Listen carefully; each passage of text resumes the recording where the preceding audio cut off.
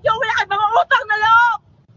Samantalang si Tatay Digong na nanghihina na, dadalhin nyo dyan, wala kayong awa sa matanda.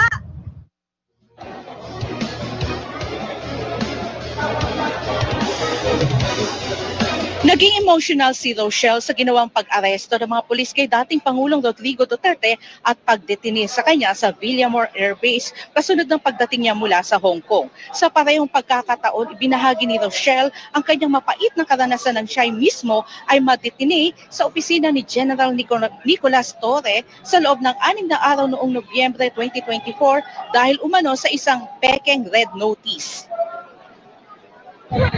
Kinuha nila ako dahil sa isang red notice din. Meron akong partner na nagkaso sa akin sa Dubai. Hindi naman ako pupunta ng Dubai, nasa Pilipinas ako, pero kinuha niya ako.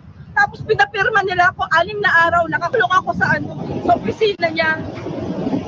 Sabi ko, anong kasalanan ko? Wala. Isang red notice na hindi totoo. Gawa-gawa. Kinuha niya ako. Ngunit hindi lang si Rochelle ang nagpakita ng matinding suporta. Kasama niya sina Imelda Cuanan at Lisa na kapwa hindi nagpigilan ang kanilang mga damdamin. Para sa akin nung panahon ni PRD, maganda yung namin wala yung mga masasamang loob. Takot silang gumawa ng masama. Yung mga adik nagkusang sumuko para suportahan si PRD. First time ko sumama sa ganito dahil sa nakikita ko, para naging wala ng kwentang batas ng Pilipinas.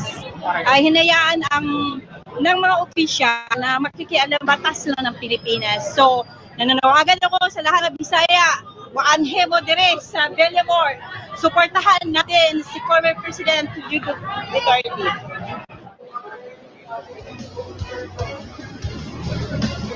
Samantala, pinagdududahan naman ni Attorney Raul Lambino, senatorial candidate ng PDP Laban, ang legalidad na ginamit na warrant of arrest. Ibinunyag niya na ang digital copy lamang ito mula sa cellphone at walang hard copy na maipakita.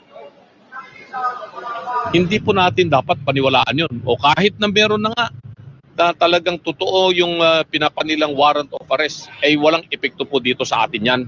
Dahil maliwanag ang sinasabi ng ating saligang batas po dyan na mas mataas ang kapangyarihan ng ating saligang batas kaysa sa anumang tratado o anumang